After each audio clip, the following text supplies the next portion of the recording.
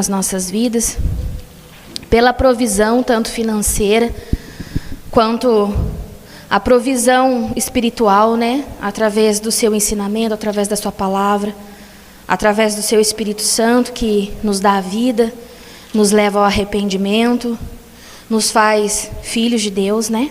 Amém?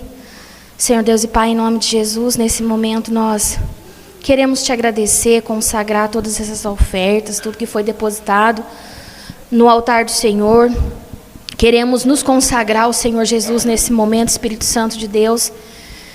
Queremos entregar as nossas mentes, os nossos corpos, todo o entendimento, tudo que somos, tudo que temos ao Senhor nessa hora, Espírito Santo de Deus. Queremos clamar, Espírito Santo de Deus, pelo teu mover libertador, transformador, pelo teu Espírito que traz vida, pelo teu Espírito que quebra as fortalezas e sofismas da mente, que limpa a nossa mente do velho homem e faz nova todas as coisas, que nos traz entendimento, que nos dá a graça, Espírito Santo de Deus, de te ver, Jesus, de enxergar ao Senhor, de entrar, de acessar o reino de Deus. Nós clamamos, Espírito Santo de Deus, pela tua graça transformadora e libertadora nesse momento. Pedimos, Espírito Santo de Deus, Senhor Deus e Pai, que o Senhor envie anjos cercando esse lugar, anjos ministradores, anjos que nos auxiliem, são nossos conservos, a expulsar com toda influência maligna que possa estar de alguma forma nesse ambiente, trazendo dispersão, trazendo confusão, trazendo cansaço, peso, dor. Tudo, Senhor Jesus, tudo, Espírito Santo de Deus, que for para tirar as nossas atenções nesse momento, nós clamamos que o Senhor coloque ordem em todas as coisas, que o Senhor traga calma para as nossas crianças também, Senhor Jesus.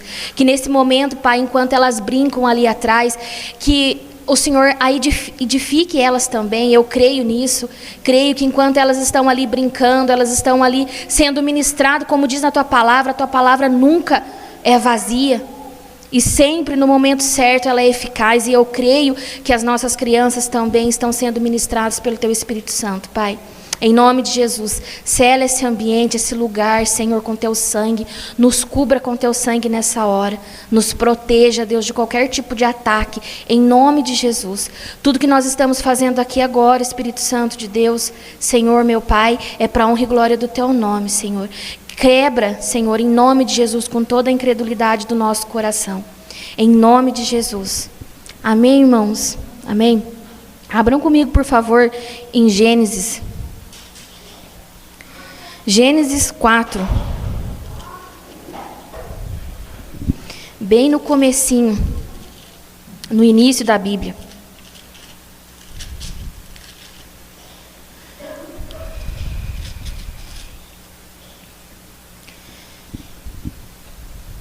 Amém?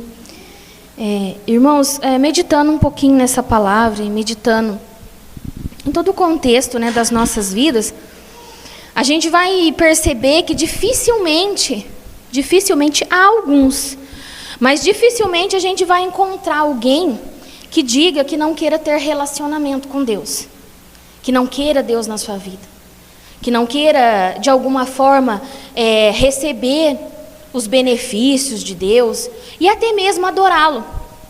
Se você sair na rua ali e você falar com a maioria das pessoas, elas vão dizer que creem em Deus, né? Elas vão dizer que existe Deus. E até vão dizer que elas seguem Deus, que elas amam a Deus. E até mesmo que elas vivem de acordo com a vontade de Deus. Mas, como eu já ministrei outras vezes, muitos às vezes estão vivendo por engano, né? Muitos acham de fato que estão fazendo a vontade de Deus. Porém, quando a gente, senta para meditar, abre a nossa Bíblia, por isso eu quero, irmãos, aconselhar vocês, em nome de Jesus, leiam, busquem. A oração, estar com Jesus, estar com o Espírito Santo é importantíssimo.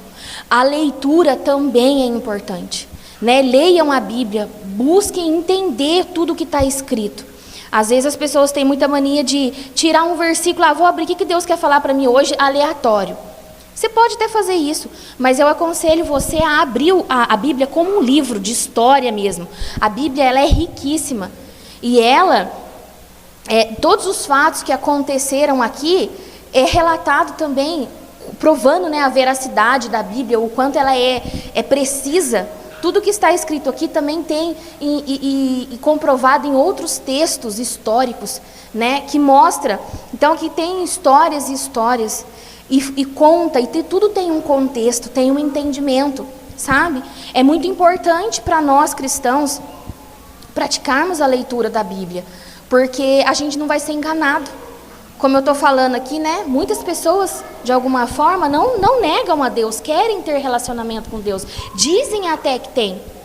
Mas quando a gente vai ler a Bíblia e a gente vai sondar e vai né, vendo ali como podemos adorar a Deus.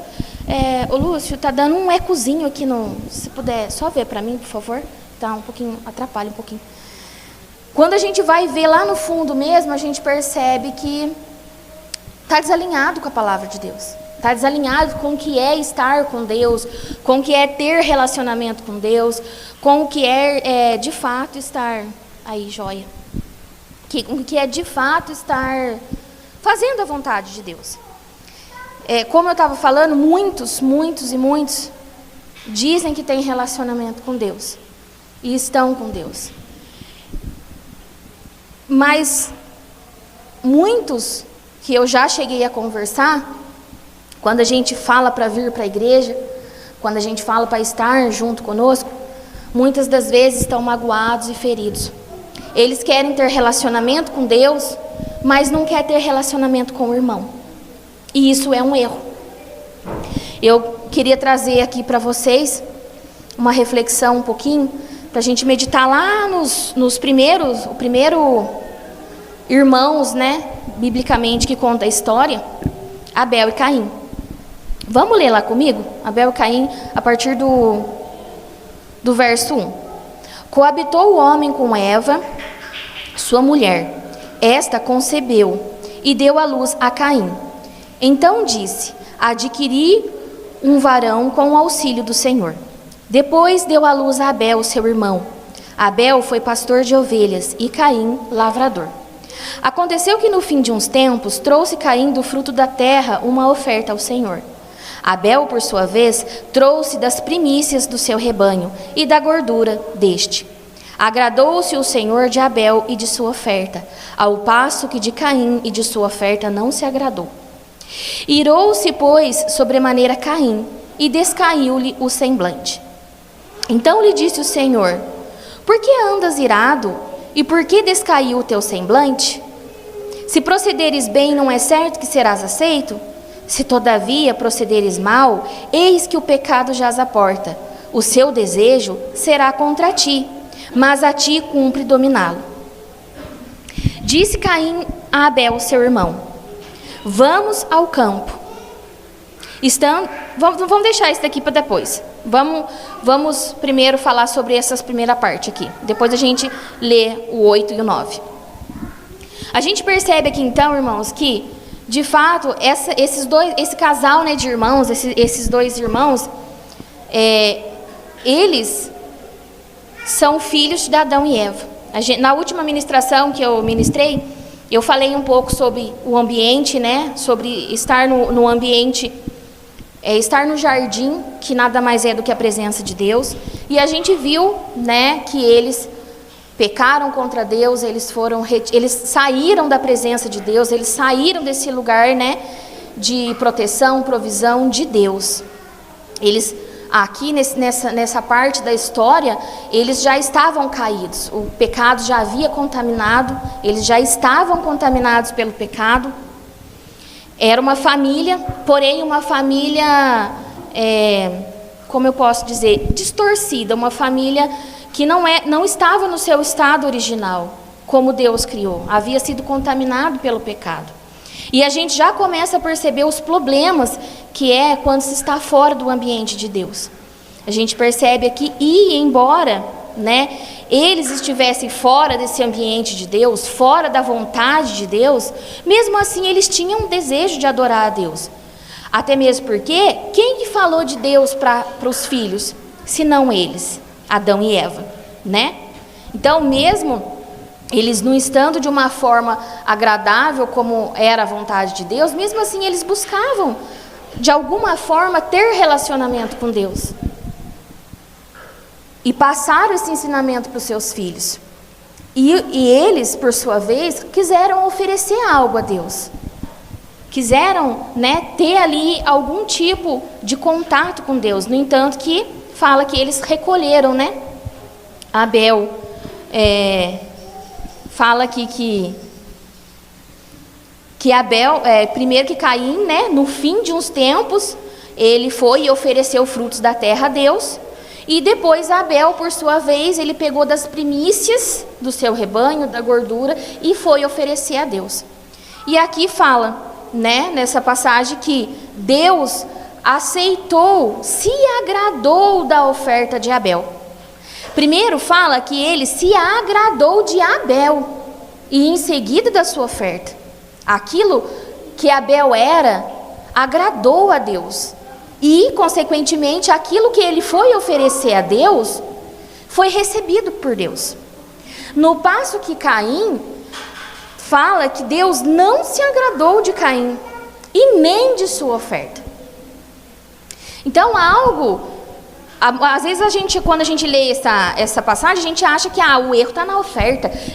Alguns falam até, né, que é porque a Caim ofereceu frutos da terra e Abel ofereceu o sacrifício, né, a carne, o cordeiro, a gordura, e por isso. Não, irmãos, aqui fala, é nítido, o texto fala que Deus não se agradou de Caim, e da sua oferta também ele não recebeu. E ao passo que de Abel, Deus se agradou do que Abel fez, de quem Abel era e do que ele estava oferecendo para Deus. Uma das coisas que a gente já pode perceber logo de cara, tem a questão das primícias, né? Daquilo que vamos dizer assim, fala aqui que Caim, ele entregou lá para o final, lá no fim de um tempo, ele foi e recolheu algumas coisas e foi lá levar para Deus. No passo que Abel, ele foi e pegou das primícias. As primícias significa que Abel, ele consagrou tudo. O princípio da primícia é isso, consagrar tudo a Deus. Então, tudo que era de Abel, tudo que Abel era, ele entregou a Deus. É o primeiro, ele levava Deus tão a sério que ele quis tirar o melhor para Abel. Aí a gente já observa como que não é a oferta em si, mas sim o princípio, aquilo que foi feito. Abel colocou Deus em primeiro lugar na vida dele. E isso se agradou. Deus se agradou disso. E Caim, existia algo muito mais ainda por trás disso, dele, que fazia com que Deus não se agradasse e não recebesse também a sua oferta. Vamos observar agora o 8 e o 9. Vamos ler o 8 e o 9. Disse Caim a Abel, seu irmão: vamos ao campo. Estando eles no campo, sucedeu que se levantou Caim contra Abel, seu irmão, e o matou. Disse o Senhor a Caim: onde está teu irmão? Ele respondeu: não sei, acaso sou eu o tutor de meu irmão? E disse Deus: que fizeste? A voz do sangue do teu irmão clama na terra. Amém. E aí aqui no versículo seguinte fala que Caim foi amaldiçoado por tudo que ele fez. Preste atenção, irmãos, que o problema de Caim era com Deus, certo? Foi Deus que não aceitou a sua oferta. Mas aquilo que Deus fez para ele, não fez com que Caim se irasse com Deus, mas fez com que Caim se irasse contra o seu irmão. Como que é as coisas, né? Era para Caim ficar bravo com Deus. Mas não. Ele se irou contra o seu irmão. Ele foi... A gente percebe aqui que o coração de Caim estava contaminado. No passo que ele se sentiu rejeitado, E de fato, né, ele se sentiu rejeitado por Deus. Mas ele descontou isso no seu irmão. E a forma com que ele buscou de alguma forma revidar isso, Deus até estava tentando ensinar Caim aqui. Eu creio que aqui Deus, nesse princípio, Deus estava tentando ensinar Caim a amar o irmão dele. Mas o coração dele estava tão mal que ele não enxergou. No entanto, que Deus vai e fala para ele assim: se você, Caim, proceder bem, você vai ser aceito. Ele fala aqui no finalzinho, ó, no versículo 7. Se procederes bem, não é certo que serás aceito? Se todavia procederes mal, eis que o pecado jaz à porta. O seu desejo será contra ti, mas a ti cumpre dominá-lo. Então Deus estava ali alertando a Caim de que ele estava agindo errado. E que se ele, de fato, fizesse o correto, fizesse da forma correta, ele ia ser aceito, assim como seu irmão. Porém, Caim não quis conversa. Caim não quis dominar aquilo que estava dentro do seu coração. Ele preferiu colocar a culpa no irmão. E até na última ministração eu falei sobre isso. O homem caído, ele sempre busca no outro o erro. Né? Adão, quando foi induzido por Eva e se deixou seduzir, comeu da maçã, ele foi e falou para Deus: ah, Deus, mas eu fiz isso porque foi essa mulher que o Senhor me deu que fez eu errar. Aí falou para Eva, a Eva foi: ah, mas a serpente me seduziu. E ficou esse joga. E mesma coisa aqui, Caim. Caim, ele colocou a responsabilidade daquilo que ele estava fazendo errado no irmão dele. E não somente o culpou, quanto o matou. Sendo que o que Deus queria, na verdade, era que ele, ensinar ele a se relacionar, a ter um relacionamento com Deus. Porque no momento aqui que Deus estava falando isso para ele, era um relacionamento, não é? Relacionamento não é isso, irmãos? Eu converso com você, você conversa comigo. Por exemplo, quando acontece, ao menos eu sempre falo isso para o meu filho, né? Eu falei: filho, se acontecer alguma coisa de errado que eu não gostar, você pode ter certeza, eu vou falar para você. E eu falo mesmo, irmãos, se tem algo que me incomoda, os meus familiares, meu marido, meu filho sabe, que aquilo que me incomoda, eu converso com eles. Eu abro meu coração, né? E eu falei isso pro João essa semana. Eu falei: filho, se você fizer alguma coisa de errado, eu tenho relacionamento com você, então eu vou conversar com você e eu vou falar aquilo que você fez de errado. Era o que Deus estava tentando falar com Caim. Mas Caim não deu ouvidos e não dominou aquilo que estava no coração dele. As suas obras eram más. Até no versículo... Já anotei aqui.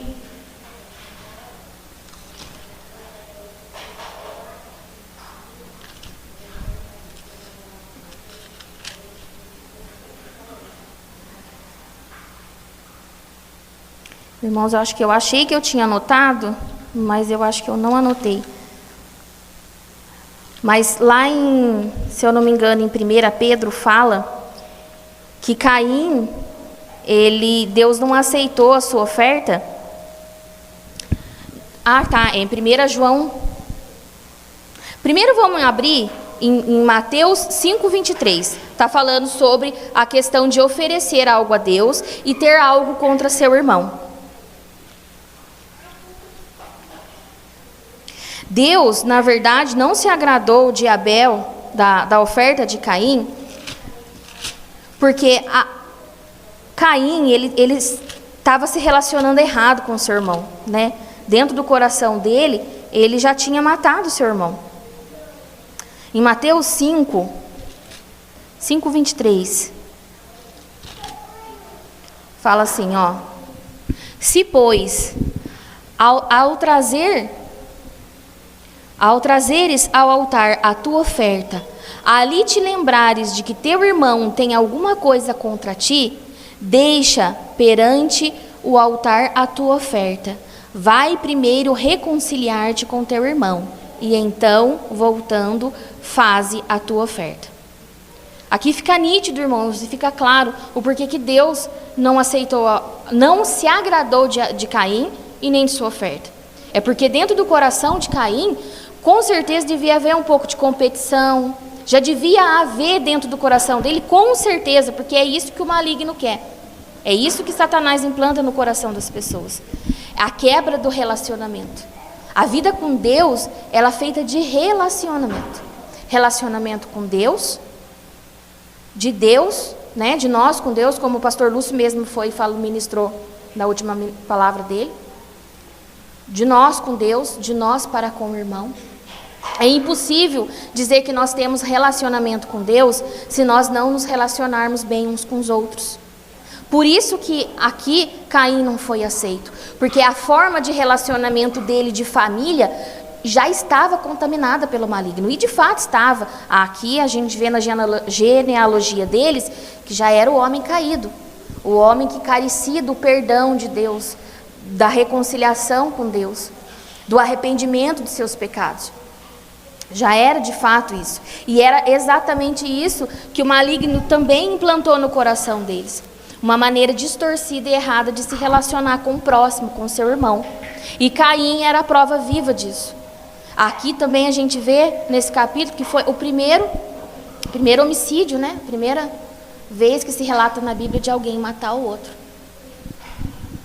E ele matou mesmo, né? Matou fisicamente, mas eu creio que antes de matar fisicamente, ele matou espiritualmente dentro do seu coração. E é o que Cristo também fala para nós, que Jesus fala, né? A gente vê nos evangelhos, eu não tenho puxado exatamente agora que me veio à mente esse versículo, mas fala que aquele que odiar o seu irmão dentro do seu coração já o matou, né? Então a gente percebe o grande erro que muitas pessoas vivem quando elas dizem, eu já ouvi muitas vezes pessoas falando assim, eu tenho vida com Deus, mas eu não quero ir na igreja, eu não quero participar de um ambiente, né, eclesiástico, ou então mesmo que venha, mas trata as pessoas de uma forma indiferente, né? Não se abre para ter relacionamento com as pessoas, para amar as pessoas verdadeiramente. Tem pessoas que são feridas na sua alma e elas não se relacionam com as pessoas, não se abrem. Mas não é isso que Deus quer de nós, irmãos. Deus, Ele quer nos curar, Ele quer transformar por completo a nossa vida. Nos relacionar é importante, né? Vamos abrir lá agora em 1 João 3, que fala exatamente sobre as obras de Caim e da forma com que ele estava se movimentando errado. 1 João fala também, nítido, né, sobre isso.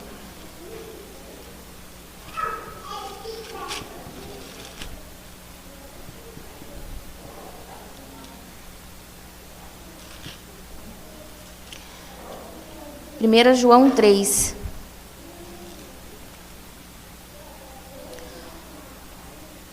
Ó, 1 João 3, 11, a partir do 11. Porque a mensagem que ouvistes desde o princípio é esta, que nos amemos uns aos outros, não segundo Caim, que era do maligno e assassinou o seu irmão. E por que o assassinou? Porque as suas obras eram más e as de seu irmão justas.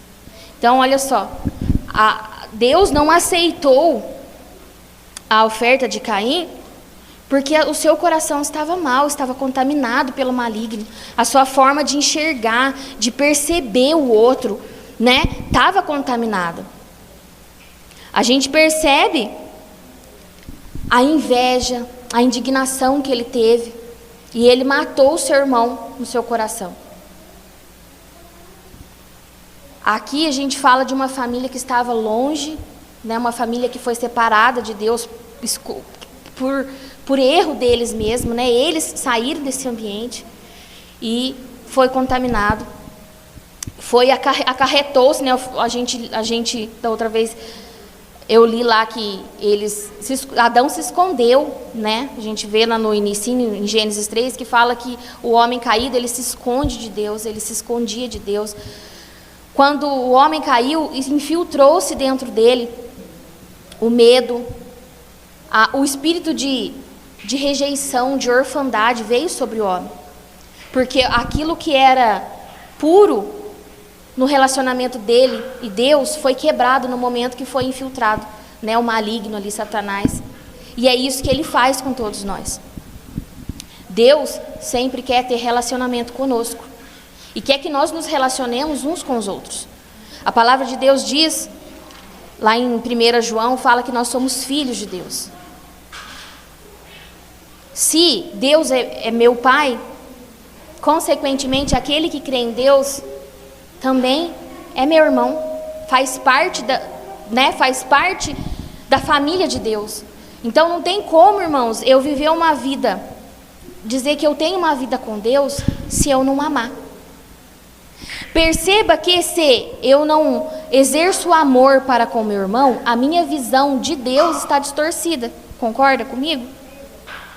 Como que eu posso, até tem um versículo também que fala, se eu não amo a Deus, se eu digo que amo a Deus que eu não vejo, como posso eu não amar o meu irmão que eu vejo, né? Dizer que eu amo. Existe um versículo, tem um versículo que fala sobre isso. Como posso eu dizer que amo a Deus, que eu não vejo, não percebo Ele, e dizer que não amo meu irmão, que está aqui no tato comigo, junto comigo. E a gente percebe, irmãos, a distorção, tem essa distorção de visão de irmão, né, que fala nitidamente sobre irmão. E também quero pedir para vocês abrirem na parábola do filho pródigo. Já é no Novo Testamento que fala sobre isso. Fala também sobre dois irmãos. E nessa, não somente um estava com a visão distorcida de quem era Deus, mas também os dois. Os dois estavam com uma visão distorcida de quem era Deus. Lucas 15.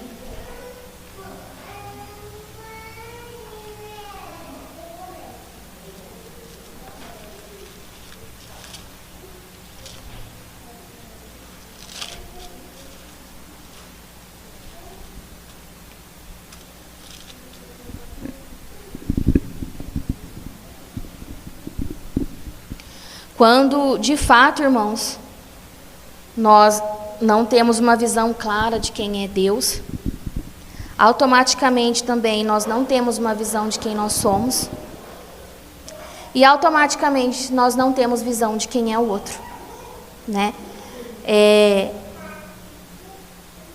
Muitos, a forma com que nós nos relacionamos uns com os outros, dita a forma que é o nosso relacionamento com Deus.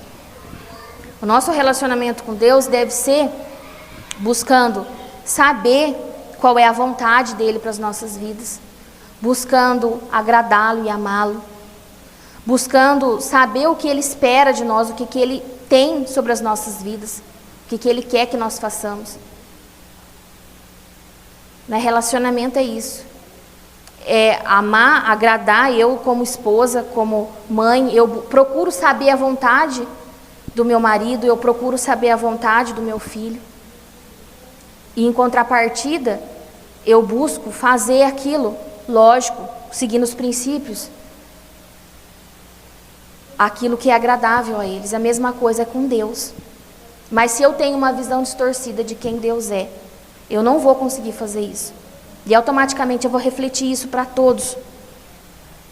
Nessa parábola aqui do filho pródigo, a gente vê nitidamente isso também. Vamos ler ela comigo. Lucas 15, a partir do versículo 11. Certo homem tinha 2 filhos. O mais moço deles disse ao pai: Pai, dá-me a parte dos bens que me cabe. E ele lhes repartiu os haveres. Passados não muitos dias, o filho mais moço, ajuntando tudo o que era seu, partiu para uma terra distante, e lá dissipou todos os seus bens, vivendo dissolutamente. Aqui, irmão, já nesse início a gente percebe a questão do relacionamento de paternidade errado que esse moço tinha. Porque ele vai e primeiro ele vai e pede a sua herança. A gente sabe que herança, a gente tem acesso à herança a partir do momento que o pai morre, né? Os pais falecem, então deixam a herança. Mas esse daqui não, esse aqui ele já em vida, o pai, ele já partiu, já quis a herança, né? E caiu no mundão. Aqui a gente já vê o princípio de relacionamento quebrado, né, automaticamente ele disse, eu vou enterrar meu pai para mim já é morto, eu quero os meus bens, eu quero viver uma vida do jeito que eu quiser viver, sem ter relacionamento com ele. E foi embora. Passados não muitos dias, versículo 13, passado não muitos dias, o filho... aqui eu já li, né, mas vamos continuar. Passado não muitos dias, o filho mais moço, ajuntando tudo que era seu, partiu para uma terra distante e lá dissipou todos os seus bens, vivendo dissolutamente. Depois de ter consumido tudo, sobreveio àquele país uma grande fome e ele começou a passar necessidade. Então ele foi e se agregou a um dos cidadãos daquela terra, e este o mandou para seus campos a guardar porcos. Ali desejava ele fartar-se das alfarrobas que os porcos comiam, mas ninguém lhe dava nada. Então, caindo em si, disse: quantos trabalhadores de meu pai têm pão com fartura, e eu aqui morro de fome? Levantar-me-ei e irei ter com meu pai, e lhe direi: Pai, pequei contra o céu e diante de ti. Já não sou digno de ser chamado teu filho, trata-me como um dos teus trabalhadores. E levantou-se, foi para seu pai. Aqui a gente já percebe que, a partir do momento que ele fez isso, ele errou com seu pai, ele percebeu isso. E lá, quando ele estava passando o maior dos perreios, né, passando fome, dificuldade, ele foi e se lembrou de quem era o pai dele. Né? Existem pessoas que se movimentam assim, né? Que se lembram de Deus, que é o nosso pai, porque essa passagem aqui, ela é uma analogia de quem é Deus. Esse pai aqui é Deus. E esses filhos aqui é o retrato da humanidade, irmãos. É o que apresenta a humanidade aqui, as características. É eu e você, vamos dizer assim. E esse filho aqui, na hora que ele estava no aperto, ele se lembrou que ele tinha um pai, e que o pai dele era bom, e que até mesmo os empregados da casa dele viviam de uma forma digna. Então ele ia voltar para a casa do pai dele, mesmo que ele não vivesse como um filho, era o que ele ia propor, mas ele queria viver como um empregado. E então ele foi. Olha a visão distorcida de paternidade. Para quem é pai e mãe, que a gente sabe que jamais a gente vai tratar um filho de modo diferente. Mas ele quis se relacionar dessa maneira, como um servo com seu pai. E voltou, e foi para casa, né? 18.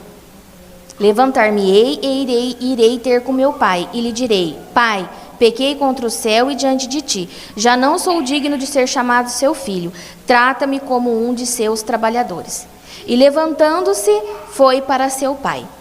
Vinha ele ainda longe, quando seu pai o avistou, e, compadecido dele, correndo, o abraçou e o beijou. E o filho lhe disse: Pai, pequei contra o céu e diante de ti, já não sou digno de ser chamado teu filho. O pai, porém, disse aos seus servos: Trazei depressa a melhor roupa, vesti-o, pondo-lhe um anel no dedo e sandálias nos pés. Trazei também e matai o novilho cevado, comamos e regozijemo-nos, porque este meu filho estava morto e reviveu, estava perdido e foi achado, e começaram a regozijar-se. Ora, o filho mais velho estivera no campo, e quando voltava, ao aproximar-se da casa, ouviu a música e as danças. Chamou um dos criados e perguntou-lhe o que era aquilo. E ele informou: Veio teu irmão, e teu pai mandou matar novilho cevado, porque o recuperou com saúde. Ele se indignou. Olha só, irmãos, a distorção e visão de família de novo. O que estava em casa, o que ficou servindo, o que estava lá junto com o pai, que dizia que amava o pai, que estava lá junto, né? Com certeza dentro do coração dele, ele se sentia superior, porque o outro errou, foi embora, e ele ficou, ele permaneceu. No entanto, que quando ele viu o erro do irmão, né?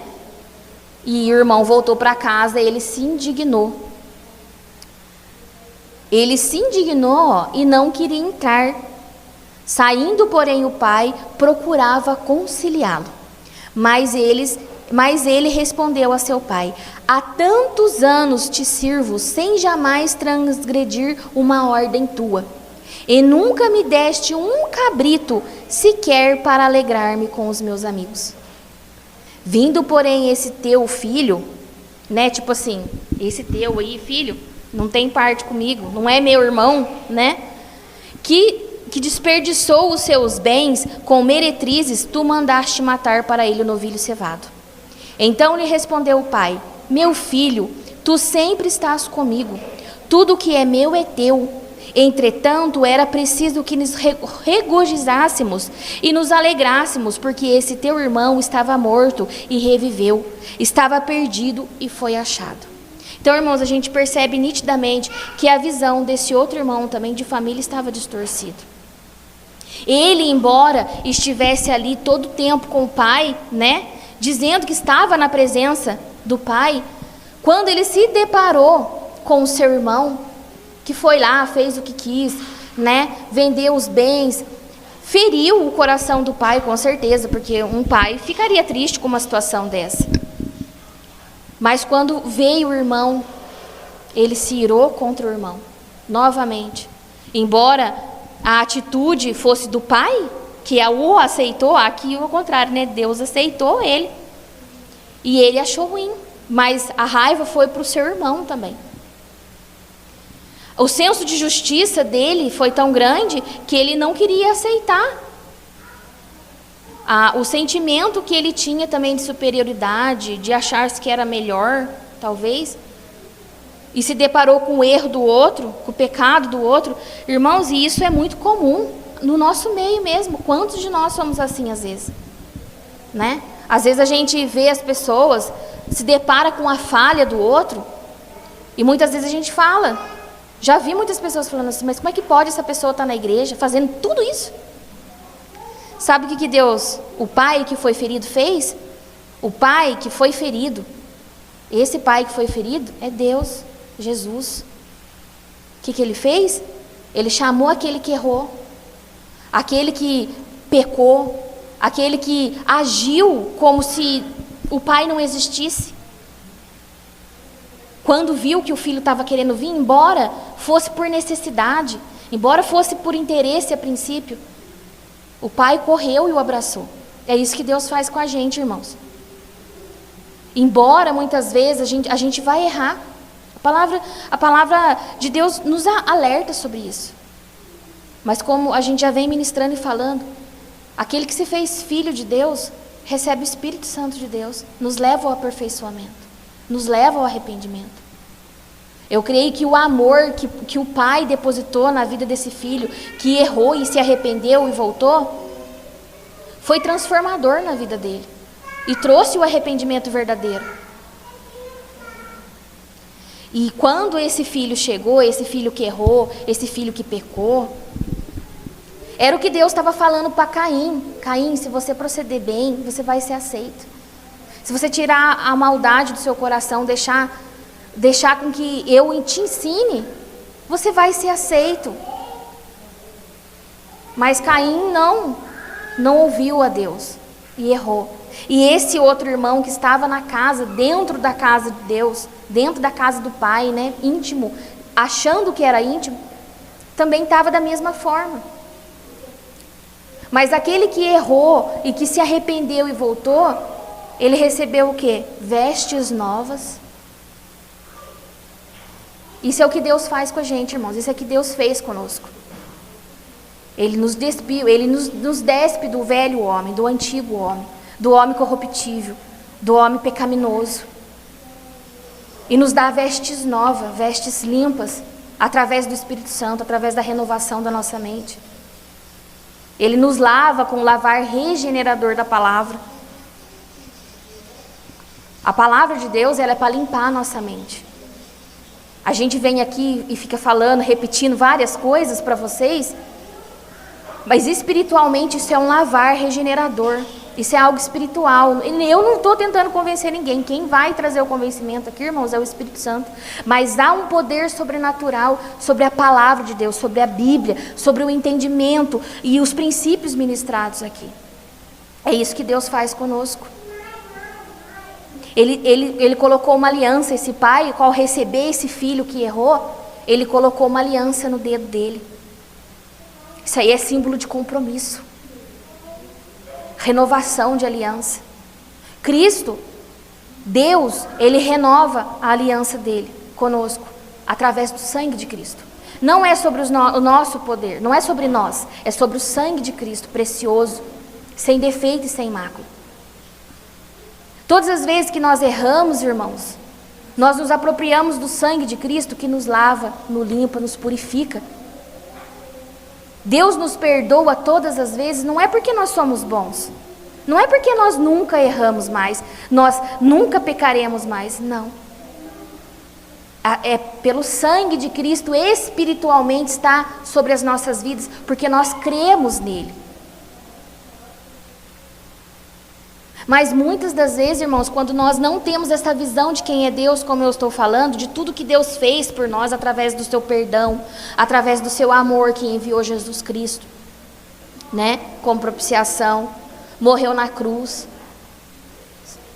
né, derramou o seu sangue para nos trazer perdão e remissão, para cobrir as nossas falhas. Se nós não temos essa visão de que Deus é nosso Pai e consequentemente todo mundo, todos aqueles que creem também é família de Deus, também é filho de Deus. E pela fé, até mesmo aqueles que ainda não creram. Porque o sacrifício de Jesus Cristo foi para todos. Todo mundo tem acesso. Basta crer. Aquele que crê tem acesso. Se nós tivermos essa visão distorcida, consequentemente, nós iremos errar. E aí nós não estaremos agradando a Deus. A Bíblia, né, em várias formas, em vários versículos, o que ela mais traz como orientação é para que nós amemos uns aos outros, para que a gente perceba o outro, a necessidade do outro. A maioria dos problemas e temáticas que tem na Bíblia e instruções nas cartas dos apóstolos são sobre amar o outro, respeitar um ao outro, perdoar um ao outro. E se nós tivermos um pouquinho, irmãos, a nossa vida inteira com Deus é de transformação, é de entendimento, de renovação. Mas vai ter dias que a gente vai esbarrar em algum tipo de coisa que comprova que a gente ainda precisa ser trabalhado em determinadas situações, em determinadas áreas das nossas vidas.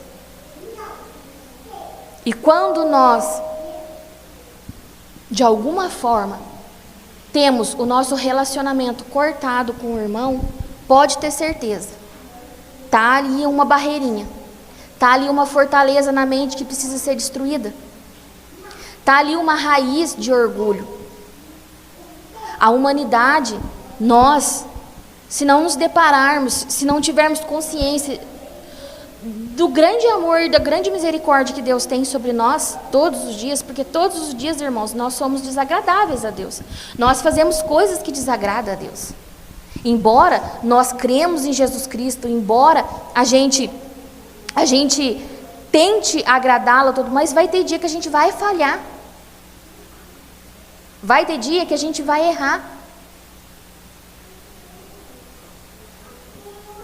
E se eu não tiver a consciência de quem eu sou, das falhas, e do amor de Deus que infinitamente me perdoa,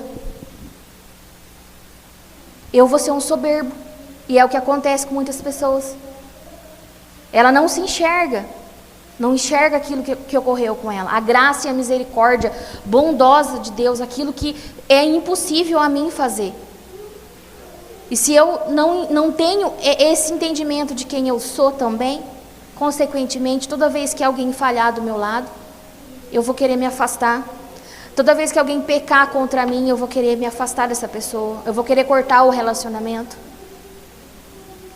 Sendo que uma das ordenanças que Deus nos diz, que Deus nos pede, é para que amemos uns aos outros. Tenhamos relacionamento uns com os outros. Eu separei alguns versículos aqui para que a gente leia. Em 1 Pedro 4:8 fala assim: sobretudo, amem-se sinceramente uns aos outros, porque o amor perdoa muitíssimos pecados. Pecado, irmão. Às vezes a gente vira a cara com o outro, nem é por pecado, é porque o outro não fez a nossa vontade. Não é verdade? Porque o irmão entrou ali e não me cumprimentou. Irmão, já aconteceu isso comigo. Teve uma pessoa que ficou com raiva de mim, porque eu passei na rua e não cumprimentei, mas eu não vi. Mas a pessoa ficou rancorosa comigo. Não foi pecado o que eu fiz, eu não pequei contra ela. Eu simplesmente não vi a pessoa e não cumprimentei. E a pessoa ficou com raiva de mim. Mas foi contra mim que essa pessoa errou? Não. Foi contra Deus primeiramente. Sabe, tudo que a gente faz para o outro, tudo que a gente erra com o outro, primeiramente é contra Deus. Se eu não percebo o meu irmão, e esse meu irmão pode ser meu marido, meu filho, meu vizinho, o pastor da igreja, porque todos nós somos irmãos. Não tem como a gente dizer que ama a Deus, que tem relacionamento com Deus, se nós não nos relacionarmos uns com os outros. E praticarmos, o amor, o perdão, a misericórdia. Abram comigo lá em João 15, também fala sobre amor.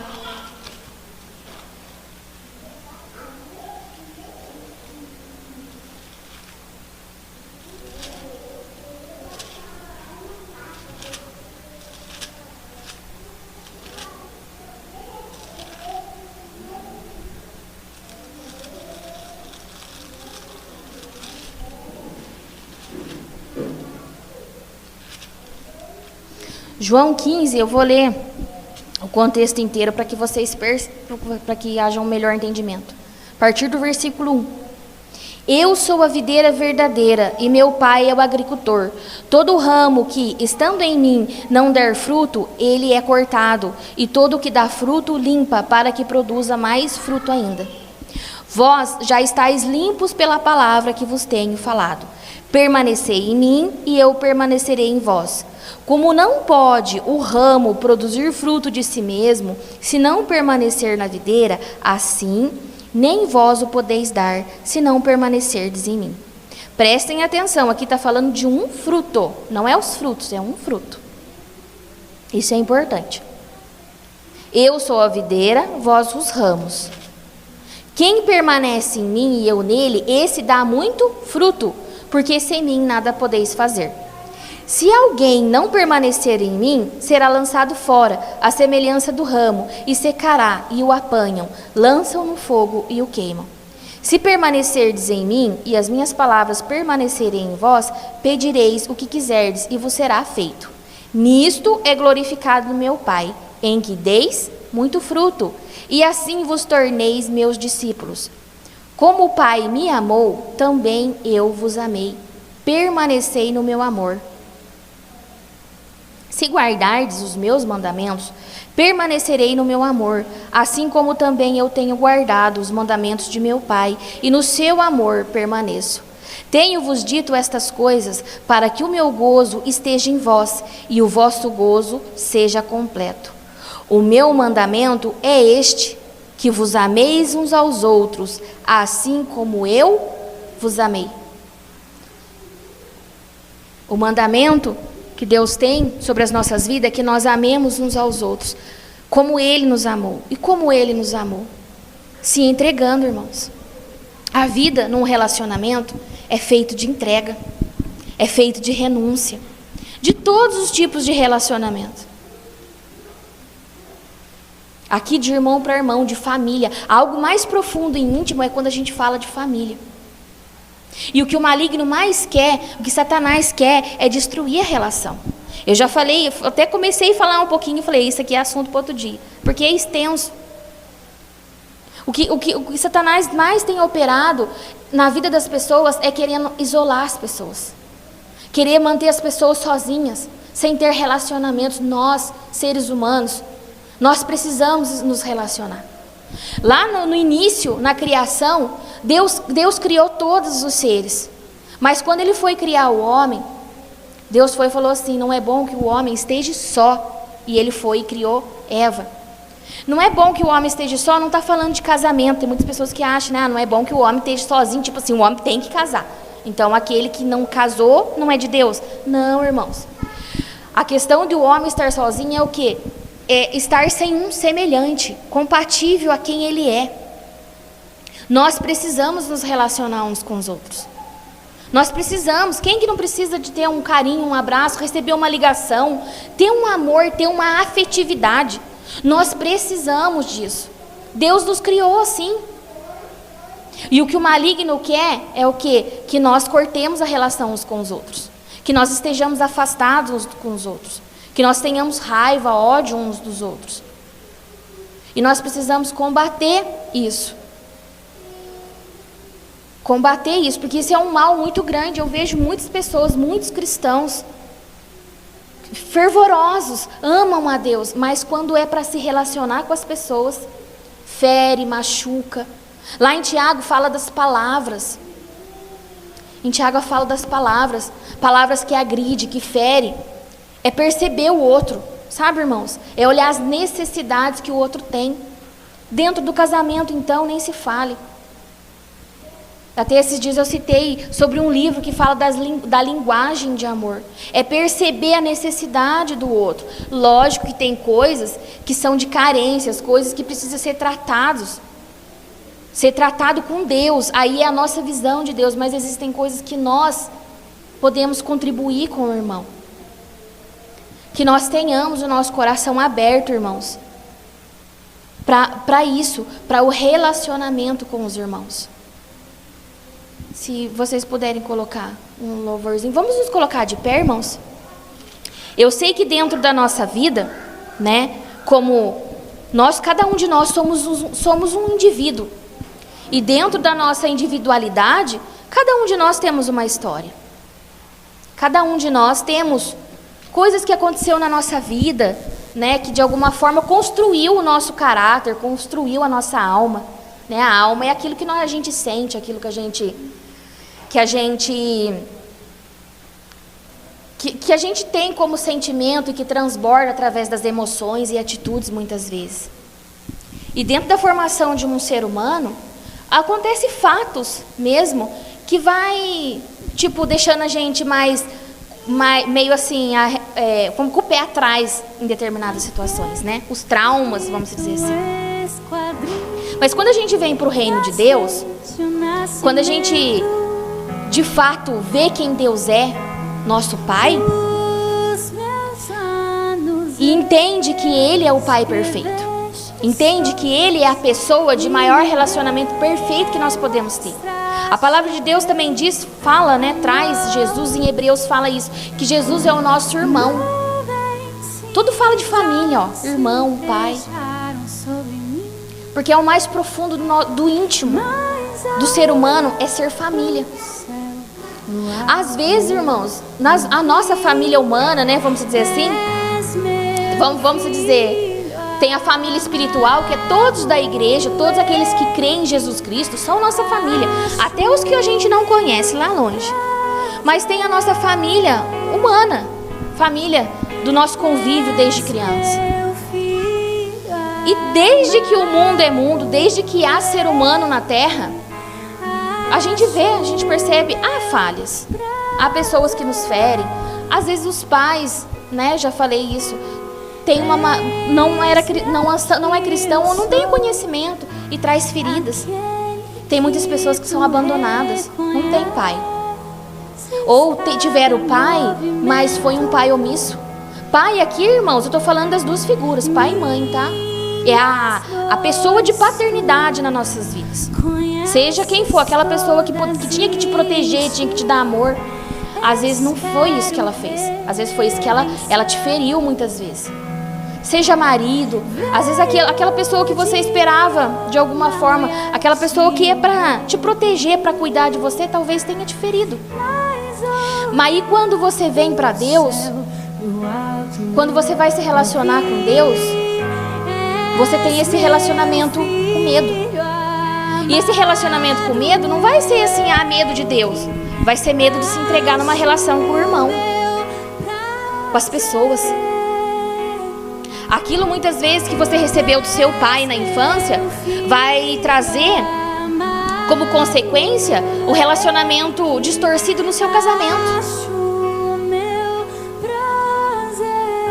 Às vezes aquilo que você recebeu da sua mãe, né, vai trazer distorção no seu casamento com a sua esposa. Mas Deus, irmãos, Ele quer nos curar de tudo isso. Através do Espírito Santo, Ele quer curar as nossas vidas para que nós verdadeiramente venhamos a exercer o amor na vida de todos aqueles que estão ao nosso redor. E exercer o amor, irmãos, é muito mais do que pedir desculpa da boca para fora. Às vezes a gente erra e a gente erra feio com aqueles que a gente mais ama. Porque às vezes a gente não sabe como. Mas temos direção do nosso Pai, aquele que já deu toda a condição para que nós sejamos transformados. Aquilo que aconteceu espiritualmente precisa transbordar através das nossas atitudes, através da nossa mente transformada, de saber que eu não posso ferir outra pessoa, de saber que eu tenho que medir as minhas palavras, de saber que eu tenho que respeitar o outro. O perdão, irmãos, é incondicional. Tem algumas pessoas que falam assim: eu vou perdoar o dia que ele mudar as atitudes. Não. Nós, como os filhos de Deus, nós devemos exercer o perdão, independente do que tenha acontecido, independente do que a pessoa faça para nós. Ela errou, e existem pessoas que erram feio com a gente. Eu sei, porque já erraram comigo, me feriram também. Mas o meu perdão não pode ser condicionado a essa pessoa mudar de atitude comigo. Mas você pode ter certeza, irmão, que quando você colocar o seu coração em Deus e de fato buscar o perdão, porque o perdão ele precisa ser buscado, ele é um processo dentro de nós. Mas tem que ter o primeiro passo, que é o querer perdoar. O Espírito Santo age sobre nós e o milagre vem. O milagre vem. A pessoa, o amor, ele transforma. Quando nós exercemos o amor verdadeiro, traz transformação na vida do outro.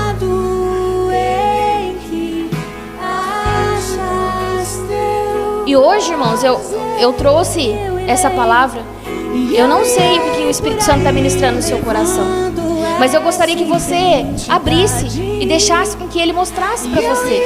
Se você tem algo contra alguém, se alguém te feriu, seja seu pai, seja sua mãe, seja seu marido, sua esposa,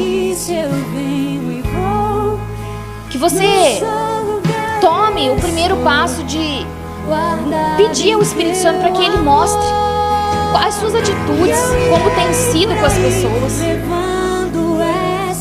Isso fala diretamente da maneira com que você enxerga Deus. O espírito de orfandade, nada mais, ele se movimenta através disso, irmãos. O espírito de orfandade, ele se movimenta para isolar a pessoa, para dizer para a pessoa que ela pode viver sozinha, que ela não precisa de ninguém, que ela não precisa de amor, que ela não precisa ter relacionamento com ninguém, até mesmo com Deus. A nossa visão distorcida de paternidade faz com que a gente ache que Deus não nos ama, traz sentimento de inadequação, sentimento de rejeição, todas essas coisas. Senhor Deus e Pai, em nome de Jesus, nesse momento, Espírito Santo de Deus, eu oro, Pai, para que as nossas vidas verdadeiramente venham ser transformadas.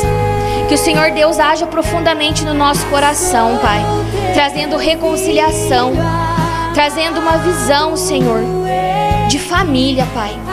Nós queremos nos relacionar uns com os outros em amor, Pai, em nome de Jesus.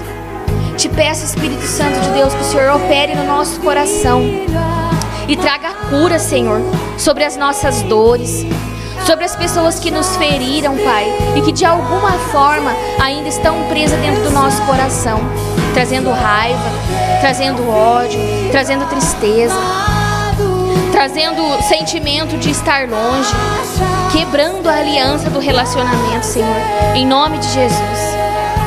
Em nome de Jesus, Espírito Santo de Deus, eu oro para que nós, esse corpo aqui, a Tua palavra diz que nós somos o corpo. Nós somos em poucos ainda, Senhor, mas eu sei que para o Senhor somos muitos. Eu oro, Espírito Santo de Deus, para que o nosso laço a cada dia venha a ser fortalecido uns nos outros, que nós tenhamos perseverança, Senhor, que nós possamos andar em amor, verdadeiramente perdoando uns aos outros, porque nós iremos falhar uns com os outros, sim, mas que acima de tudo, Senhor, opere o amor, o Teu Espírito Santo, o Espírito da reconciliação, Deus, em nome de Jesus, que possamos, Senhor Deus e Pai, viver de uma forma que agrade ao Senhor, vivendo um relacionamento de amor, de paternidade, enxergando, vendo que o Senhor é nosso Pai e consequentemente enxergando que nós temos uma família. Nós não somos sozinhos, embora o mundo possa querer dizer, ditar regras, ditar que é melhor estar sozinho, é melhor viver sozinho. Nós rejeitamos todos esses ensinamentos e declaramos, em nome do Senhor Jesus, que nós precisamos uns dos outros. Declaramos em nome de Jesus que nós precisamos do Senhor, nosso Pai, e que o Senhor nos conduza, Pai, em nome de Jesus.